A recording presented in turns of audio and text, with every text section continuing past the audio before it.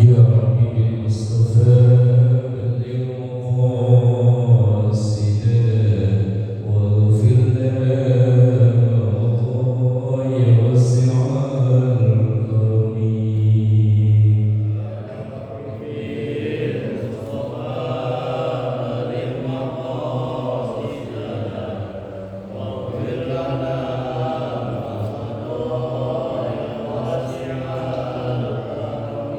هو الحبيب الذي ترجى شفاعته لكل هول من الأهوال مقتحم.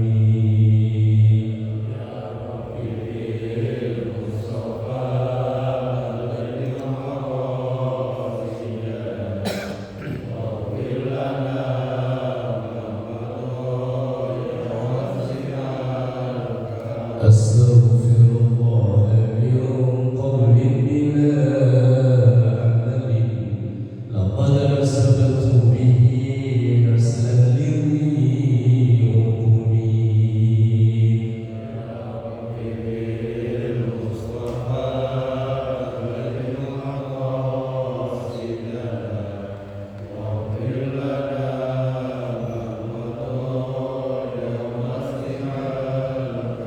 اللهم صل وسلم وبارك عليه وعلى آله وأصحابه. الحمد لله الذي وكفى والصلاة والسلام على سيدنا محمد المصطفى وعلى آله وأصحابه أهل الصدق والوفاء. إلى حضرة النبي المصطفى محمد صلى الله عليه وسلم وعلى آله وأصحابه وأزواجه وذريته وأهل بيته الكرام وجميع أمته من المسلمين والمسلمات والمؤمنين والمؤمنات أينما كانوا، خصوصا بهذا الكتاب الشيخ الدين أحمد بن الحاج الأسقلاني الشيخ العلامة محمد نور البدري الجليل الشافعي شهد له الفاتحة. أعوذ بالله من الشيطان الرجيم. بسم الله الرحمن الرحيم. الحمد لله رب العالمين الرحمن الرحيم مالك يوم الدين. إياك نعبد وإياك نستعين اهدنا الصراط المستقيم صراط الذين أنعمت عليهم غير المغضوب عليهم ولا الضالين.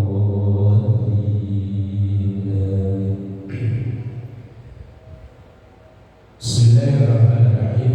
قال الشيخ المؤلف رحمه الله تعالى ونفعنا به وبعلومه في الدارين آمين.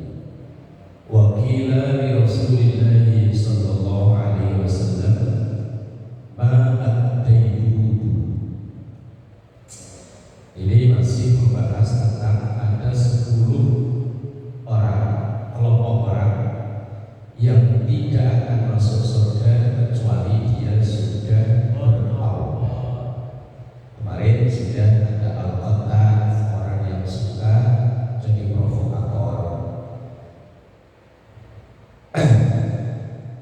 Sekarang wakila dan ditanyakan li Rasulullah sallallahu alaihi wasallam, kepada Rasulullah sallallahu alaihi wasallam,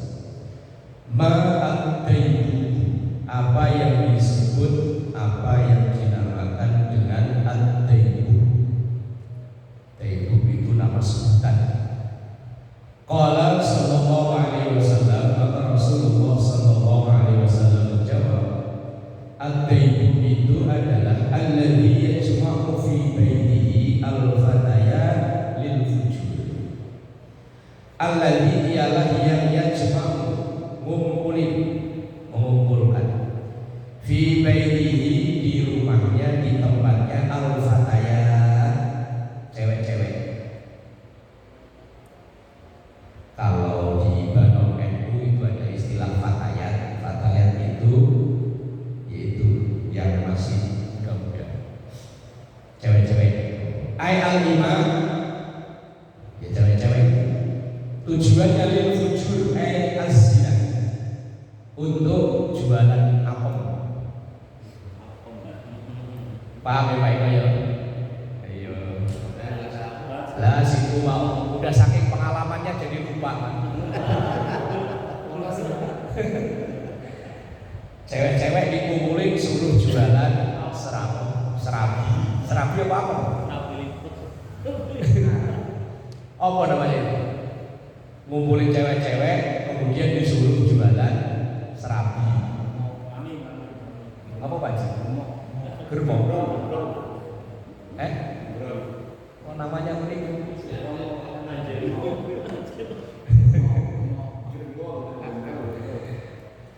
Profesinya yaitu cewek-cewek dikumpulin, dikasih modal perawatan, habis itu suruh ngider jualan serabi. Oh, gerbong. Mami.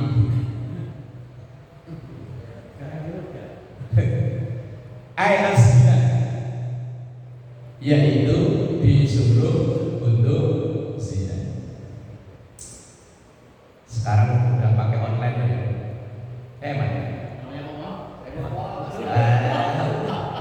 Pura-pura padahal mah pura-pura kayak ini padahal subuh. Pura-pura cukup padahal subuh. Wa huwa al-jami'u bainar rijali wan nisa. Ia mengumpulin laki perempuan difasilitasi, dikasih tempat. Kalau percandaannya orang Priok dulu, yang paling menghasilkan itu nyewain kamar jam-jaman, nyediain ember sama kecil. Yaitu percandaannya orang Priok zaman dulu, kontrakin kamar tapi bukan bulanan, bukan tahunan, tapi jam-jaman. Nyediain ember kecil sama aduk. Itu hasilnya gede, asal jam ganti, sejam ganti. Itu namanya tempo. Oh, bahasa sekarang yang keren ya, mucikari. Mucikari. Kalau zaman dulu nyebutnya germo, ya mas. Dekat rumahnya Pak Mansur, banyak Pak Mansur. Tahu sekarangnya orangnya masih pada ada, ya? Apa udah pada meninggal? Ya semoga-moga pada tobat ya. Wakila li Rasulullah sallallahu alaihi wasallam, dan juga ditanyakan pada Rasulullah sallallahu alaihi wasallam ad-dayyus, apa yang disebut dengan ad-dayyus. Qala, sebutan orang yang enggak masuk surga kecuali dia tobat, yang selanjutnya adalah dayyus. Qala sallallahu alaihi wasallam alladzi la yagharu ala ahlihi ay zawjatihi wa bintihi wa ukhtihi. Alladzi ialah orang la yagharu, yang tidak cemburu, gak marah, ala ahlihi, kepada keluarganya. Ay zawjatihi artinya istrinya, wa bintihi anak perempuannya, wa ukhtihi dan saudara perempuannya. Bahasa gampangnya, orang yang merelakan istrinya, anak perempuannya, saudaranya jualan apem dengan sadar anaknya, anak perempuannya, istrinya atau saudara perempuannya malah direlakan untuk jualan. Jualan serabi, jualan apem. Kalau tadi kan orang lain, dia yang ngumpulin, kolektor, apa namanya, pengepul. Nah kalau ini dia produsen. Oh, istrinya, anaknya, saudara perempuannya, daripada kerja susah-susah jualan apem, tinggal apa tinggal celentang aja ntar dapat duit. Itu namanya dayyus. Kayak kasus di Tangerang apa ya? Mantan wasit bola, istrinya dijual secara online di Tangerang apa? Belum lama nggak saya lihat berita di TV. Istrinya dijual. Ya karena mungkin dia udah nggak laku bawa sempritan. Yang penting kayak aki-aki di depan ini bawa sempritan di pertigaan. Biar ngeselin kan tetap dapat duit. Insya Allah halal itu walaupun ngeselin. Iya insya Allah ada aja yang ngasih karena kasihan. Walaupun kesel-kesel ada aja tetap yang ngasih tapi sambil ngomel-ngomel. Nah, dayus itu artinya orang yang justru merelakan istrinya, adik perempuannya atau anak perempuannya untuk jualan serabi itu tadi. Dia nggak ada rasa cemburu sama sekali. Atau bahasa gampangnya ya wis merelakan mereka itu nyari duit dengan cara seperti itu. Itu namanya dayus. Di zaman Rasul itu ada sahabat yang mohon maaf, dia itu fisiknya gak cakep, tapi punya istri cakep. Maka kadang orang punya pasangan hidup itu kalau gak seimbang ya makan hati. Nah iya kalau lakinya cakep, perempuannya enggak, ya makan hati. Ah lu cakep punya bini kayak gitu. Lah giliran dianya jelek, perempuannya cakep, ya makan hati. Apalagi di mulut netizen itu gak ada yang benar, salah. Lah satu hari ya karena istrinya ini cakep, asal di mana-mana kan ya dilirik orang, kadang diajak salaman, yo mau. Terus pokoknya gampangnya itu kalau bahasa hadisnya itu yang dinamis tangannya itu enggak apa ya gampang, pokoknya gampang akrab, gampang dekat sama orang perempuannya itu. Terus gampangnya kalau orang Jawa itu lames atau lames? Lames. Lah lakinya karena dia merasa fisiknya jelek, aduh ini saya cakep malah tiap hari dilihatin orang, lapor ke Rasulullah. Ya Rasul, bini saya itu cakep, cuman asal ketemu orang diajak salaman mau, kalau mau sedikit mau, saya harus gimana? Rasulullah jawab, cerai. Tapi saya cinta, lu jaga. Jangan sampai kayak seperti itu, karena tadi orang yang dayus, orang yang gak cemburu ketika istrinya itu ada main dengan laki-laki lain, maka itu termasuk dengan dayus. Orang yang gak bisa masuk surga kecuali dia sebelum tinggal taubat, dayus. Makanya kalau ada kasus di Madura waktu itu yang istrinya diganggu orang kemudian dicelurit, itu termasuk ya dalam Islam benar menjaga kehormatan istri, anak dan saudara. Kalau dia seandainya meninggal syahid, bukan sangit, syahid. Wa qila li Rasulillah sallallahu alaihi wasallam ma sahibul arqabah. Ditanyakan pada Rasulullah sallallahu alaihi wasallam ma sahibul arqabah. Yang selanjutnya nggak bisa masuk surga itu apa yang dimaksud dengan sahibul arqabah? Qala sallallahu alaihi wasallam alladzi yadribu bitibli wa huwa al-qubatu al-kabirah. Sahibul arqabah itu alladzi ialah orang yang yadribu memukul bitibli. Tibli itu apa ya? Gendang tapi gede. Kayak apa? Kalau pepi di acara apa yang begini gede, apa namanya? Perkusi apa? Nah ini dia. Lah orang yang memukul itu tapi untuk mengiringi kemaksiatan, mabuk, pakai musik-musik. Nah, itu yang kena dosa bukan hanya yang mabuk. Kalau sekarang mungkin DJ tadi. DJ itu kan konotasinya musik untuk mengiringi orang-orang pada mabuk. Nah kalau dulu kan belum ada DJ. Wa huwa al-qubatu al-kabiratu, yaitu semacam drum atau apa namanya itu, al-kabiratu yang gede. Wa qila li Rasulillah sallallahu alaihi wasallam ma sahibul qubah. Apa yang disebut dengan sahibul qubah? Bukan ubah ini. Ubah ini itu tulisannya pakai qaf. Kalau ini pakai kaf. Beda. Alladzi yadribu at-tambur. At-tumbur bidhammi ta wa huwa at-tiblu as-saghir. Yaitu orang yang kerjanya mukul tambur, tumbur. Ya kayak gendang. Tapi itu untuk mengiringi kemaksiatan. Nah, saudara-saudara kita yang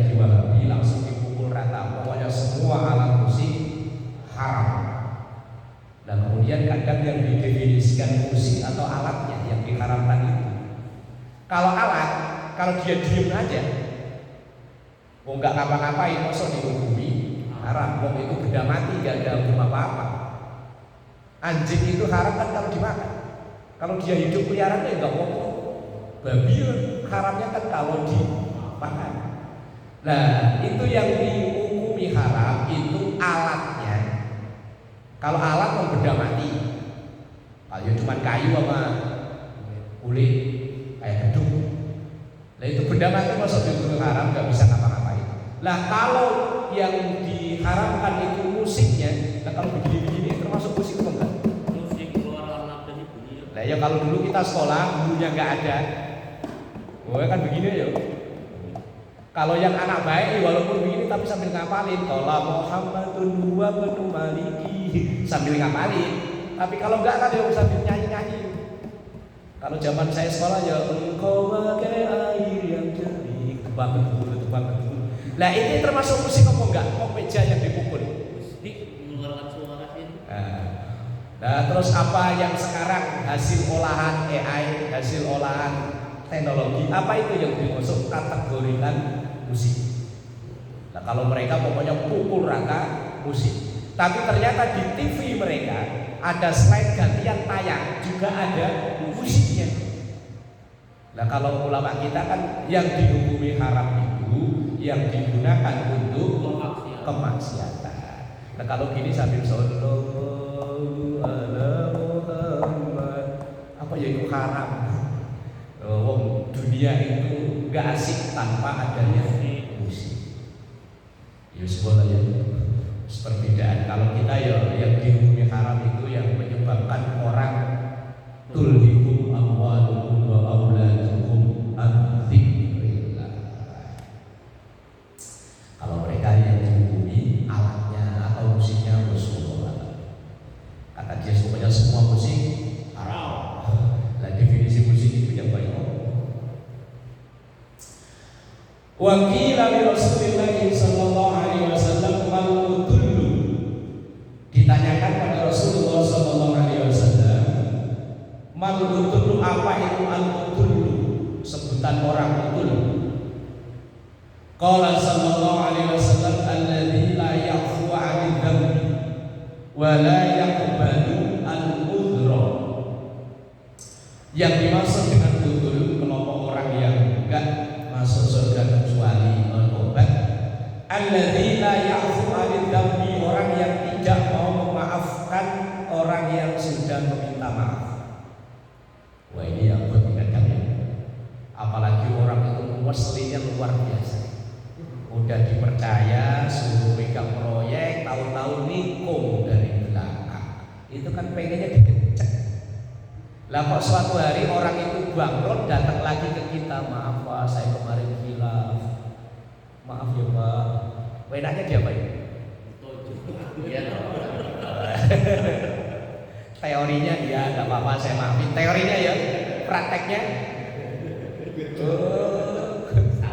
santet. Memaafkan itu bukan perkara mudah. Abu Bakar As-Siddiq itu pernah marah ke orang karena putrinya Aisyah radhiyallahu anha. Padahal orang ini masih apa ya? Misalnya kayak Sabrina, anaknya Sabrina sama anaknya Ensi itu apa namanya? Sepupu, masih sepupu sama Abu Bakar. Nah orang ini karena hidupnya agak miskin, dibantu sama Abu Bakar, ekonominya dibantu. Nah satu hari Aisyah itu pernah diisukan selingkuh. Istrinya Rasul, istrinya Nabi pernah diisukan selingkuh.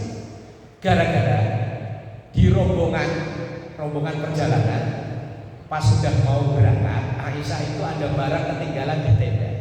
Nah kemudian izin Rasul, ya Rasul ada barang saya ketinggalan. Kemudian dia balik ke tenda. Nah ternyata di tenda itu masih ada satu orang. Nah kemudian ada yang lihat, kemudian langsung membuat isu bahwa Aisyah selingkuh. Nah kemudian ponakan sepupunya Abu Bakar yang sering dibantu itu ikut ngompor-ngomporin. Ponakan saya itu sudah beres, udah jadi istrinya Nabi masih terus selingkuh. Abu Bakar ketika dengar itu kan marah. Orang nggak tahu diri tiap hari dibantu udah dikasih telikung dari belakang, awas. Abu Bakar langsung menghentikan bantuan donasi. Wah, kemudian ketika Rasulullah dengar, Abu Bakar yang komen, jangan karena orang itu begitu langsung kamu berhenti jadi orang baik. Ya udah maafin. Teorinya memang gampang ya, wah, tapi prakteknya ya pengen dikenceng begitu. Udah dibantu bolak-balik, begitu ada ini kok ditilep. Begitu tilep dia bangun datang lagi. Teorinya sih memang ya udah saya maafin, nggak apa-apa sih saya modalin lagi gitu. Tapi kan aslinya pengennya dijejek. Lah justru malah orang yang diomelin itu orang yang nggak mau memaafkan kesalahan orang. Tapi memang memaafkan itu bukan perkara mudah, butuh proses. Kadang kalau baru lagi marah-marahnya ya sulit, tapi mungkin sebulan, 2 bulan, setahun, 2 tahun, nah baru bisa memaafkan. Wala yaqbalu al-udhra, dan orang yang nggak mau menerima alasan. Orang kalau dia lagi marah dikasih alasannya juga nggak mau. Pokoknya, yes. Orang kalau sudah pokoknya itu biasa-biasa diskusi. Yes, pokoknya. Wah, orang model kayak begini al-mutakabbir masuk dalam kategori orang sombong. Itu utul itu orang yang nggak mau memaafkan ketika orang sudah meminta maaf. Kadang kita itu ada orang didolimi, kemudian yang didolimi itu memaafkan. Kadang kita yang sewot, Pak. Bukannya dihajar aja malah dimaaf. Bukannya salam olahraga, gitu ya, boleh. Udah ketahuan dia yang nyolong, bukan sekali 2 kali. Pompa ono hilang, pompa ini hilang. Bukannya salam olahraga malah damai. Pengennya itu langsung salam olahraga. Anak buahnya Kang Murad ini pengennya salam olahraga. Itu orang lain yang maafin, kadang kita yang sewot. Kalau mama itu kalau nonton sinetron itu peran utama itu kan biasanya selalu terdolimi. Oh, kayak sedikit Indosiar tuh yang ku menangis. Kadang saya juga nonton, pengen tahu. Nah itu ceritanya pokoknya dari awal itu pokoknya didolimi, suaminya diambil, hartanya diambil, rumahnya diambil. Begitu akhir cerita dimaafin. Itu penonton sewot. Pokoknya dipenjarain aja. Rasulullah itu mintanya kita itu jadi pemaaf. Teorinya yang gampang, prakteknya butuh latihan. Wakil Rasulullah sallallahu alaihi wasallam ditanyakan pada Rasulullah sallallahu alaihi wasallam, "Ma'az-zani?" Apa yang disebut dengan zani? Qala sallallahu alaihi wasallam, "Alladzi wulida minaz zina." Adalah anak yang terlahir dari hubungan zina. Sebetulnya kalau hanya bunyi di sini anak zina itu tidak masalah. Dianya maksudnya.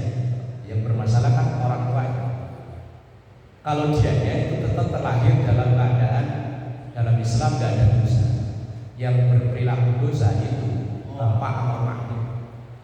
Nah, yang bikin dosa lagi ini baru kemarin malam apa lagi? Ada yang telepon nanya, "Pak, ini ada kasus orang rumah tangga, kebetulan anak pertamanya itu perempuan, dan itu yang kedua-duanya sadar bahwa itu dulu anak di luar nikah. Pokoknya percepatan produksi lah. Januari akan nikah, Maret lahiran. Januari akan nikah, Maret akikah. Nah kemudian sekarang di anak perempuan itu mau nikah, walinya siapa? Saya jawab wali hakim. Lah kan bapaknya ada, bapak secara biologis ada, yaitu memang bapaknya, diakui oleh bapak ibunya, ya dia yang melakukan itu. Tapi itu hanya secara biologis, tapi secara nasab, secara hukum dia tidak bisa. Karena ibarat pabrik belum ada surat izin kok udah produksi, itu berarti produksinya ilegal. Lah kalau ilegal nggak ada barcode resminya, anaknya begitu. Lah bapak ini nanti nggak bisa jadi wali, yang wali harus wali hakim. Kalau bapaknya itu kok nekat jadi wali, pernikahan anaknya tidak sah. Kalau tidak sah berarti zina lagi. Lah kalau seandainya perempuan lagi, zina lagi. Lahir perempuan lagi, zina lagi. Terus sampai kapan? Padahal sekali saja dosanya kayak begitu, apalagi ini berkali-kali. Ia menyangkanya sah kalau sudah suami istri. Secara negara sudah suami istri, tapi secara agama tidak. Makanya seandainya tadi itu percepatan produksi, kok lahirnya perempuan memang resikonya besar. Tapi kalau lahir laki-laki, secara hukum selesai di situ. Tapi nanti akan bermasalah lagi ketika membagi warisan dengan pakai hukum Islam. Itu repotnya pabrik yang belum ada surat izin tapi sudah produksi. Repot. Lah yang bermasalah lagi, kemudian umpama itu ya, ada orang berzina tapi laki-lakinya kabur, kemudian dinikahi sama orang lain. Lah orang lain itu kok mengakui anak itu sebagai anak kandungnya, termasuk dosa besar lagi, karena itu bukan anak kandungnya. Kemudian karena untuk menutupi aib, kemudian ditutup rapat-rapat, dan selesai lah itu urusan. Kemudian suatu hari 20 tahun kemudian kok dia mau menikah, yang menikahkan bukan bapak kandungnya, bapak sambung kan berarti ya. Maka itu perwaliannya tidak sah. Nah kalau wali tidak sah sama dengan zina, sama anak angkat itu nggak bisa jadi wali. Adopsi, maka sama-sama adopsi aman itu adopsi anak laki-laki. Kalau anak perempuan nanti begitu mau nikah wajib nyari bapak kandungnya. Sementara kadang ketika ada orang adopsi itu malah menghilangkan jejak orang tua kandungnya. Itu termasuk kesalahan besar. Rasulullah sendiri pernah ditegur dalam Quran. Rasulullah punya anak angkat yang hampir saat itu dinasabkan ke beliau, tapi kemudian ditegur oleh Quran. Tidak boleh menasabkan orang yang anak yang bukan anak kandung kita. Bin itu tetap bin bapaknya semua. Kalau yang asuh yang biaya itu bapak angkat, tapi bin nasab tetap ke kandung. Ini bentuk perhatian Islam terhadap kebersihan atau kesucian nasab keturunan. Makanya rata-rata bangsa Arab itu nama bapaknya kakeknya itu dipakai terus. Kayak kita kadang nama kakek aja nggak tahu, tapi bangsa Arab kan terus. Bahkan yang kadang dikenal itu nama kakeknya nama buyut, bukan nama asli. Wa ulika biman lain sabihu. Kemudian anak zina itu dinasabkan kepada orang lain yang bukan bapak kandungnya. Wa yaqulu ala qari'ati thariq. Lah anak udah anak hasil zina, kerjaannya nongkrong ala qari'ati thariq, di pinggir-pinggir jalan. Ai ahlahu artinya kanan kiri jalan. Fa yaqtabun nas wa huwa dhulumun. Setiap ada orang lewat digangguin. Kalau zaman kita dulu, hai, aku padamu. Wes udah dianya itu dulu hasil percepatan produksi, kelakuannya kayak begitulah, itu yang disebut dengan zina. Walaupun dia itu anak di luar nikah, tapi kalau perilakunya baik, itu lain urusan. Wal aku yang selanjutnya aku pendurhaka. Masyhurun itu sangat masyhur istilah aku. Wa dhabitul huquqi, dan definisi dari durhaka ini maksudnya ya anak durhaka ke orang tua. Ayyasdura minal waladi ma yata'addal walidan. Ketika seorang anak melakukan sesuatu ma yata'addal walidani, yang menyebabkan orang tuanya itu tersakiti, tersiku. Kayak cerita sahabat yang matinya susah mau dibakar, Alqamah. Kalau Sa'labah kan dulunya kere jadi kaya lupa masjid, Sa'labah. Kalau Alqamah itu seorang anak, walaupun ibadahnya tekun bagus, tapi dia pernah melakukan sesuatu yang membuat ibunya itu marah sampai keceplosan ngucapin kata-kata yang tidak baik. Ini pelajarannya buat kita ya. Kita jadi anak jangan sembarang ngomong di depan orang tua. Kita sebagai orang tua jangan gampang nyumpahin anak.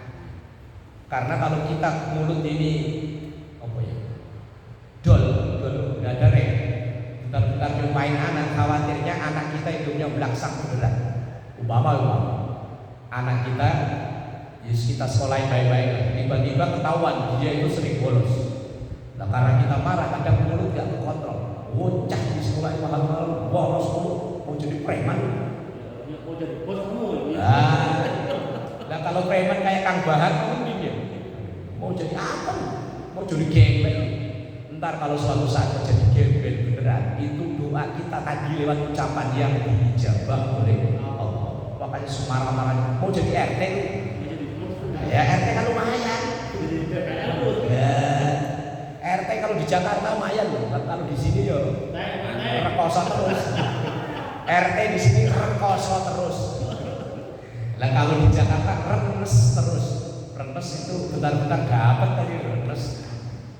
Yuk semarah-marahnya kita itu nyumpahin yang baik.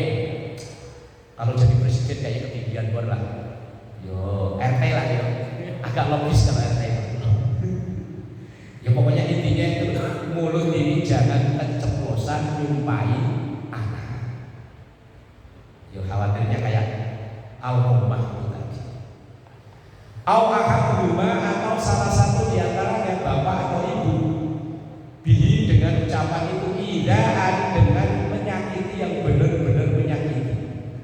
Laisa bilhaini ini bukan perkara ringan. Maksudnya nyakiti hati orang tua sampai dia nangis itu bukan perkara ringan, ini perkara berat.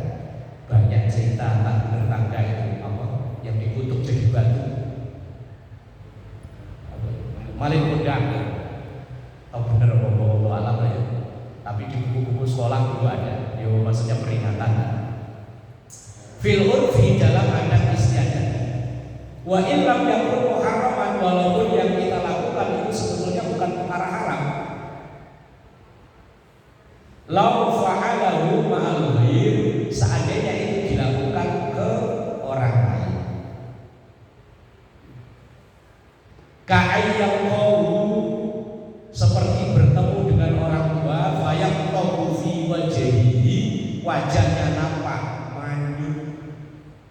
Ketemu bapak maknya malah mukanya dilipat, ditekuk. Bapak datang lagi minta ampun. Hari ini tadi. Au yaqdimu ala fi ma'an, au yaqdimu alaihi, atau orang tua itu datang ke anak fi malain di tempat umum, fala yaqumu lahu, maka anak itu tidak berdiri untuk menyambutnya. Ini termasuk Imam Nawawi Banten.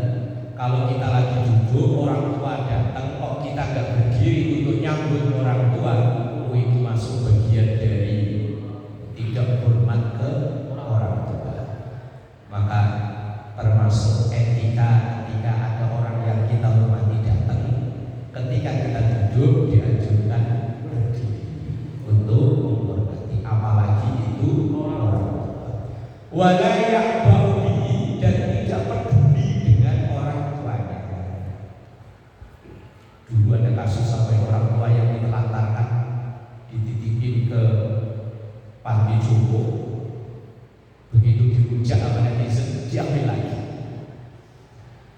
Wanahu dzalik, atau yang semisal dengan itu, mimma yaqdi ahlul aqli, dari apa yang ditetapkan oleh orang ahli akal, orang yang berakal sehat. Wal muru'atu bi annahu mu'dzib ilahin adiman.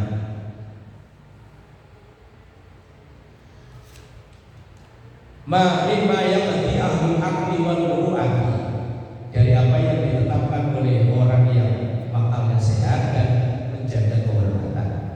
Bi annahu, sesungguhnya kelakuan kayak seperti itu tadi itu, dan orang tuanya wajahnya manyun, nggak peduli supaya dia orang tuanya.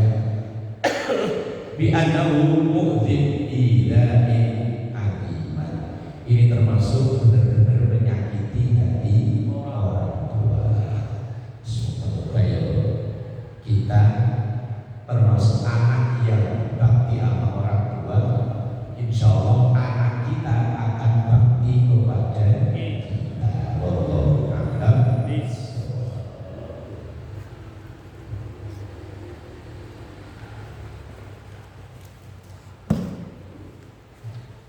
Nah,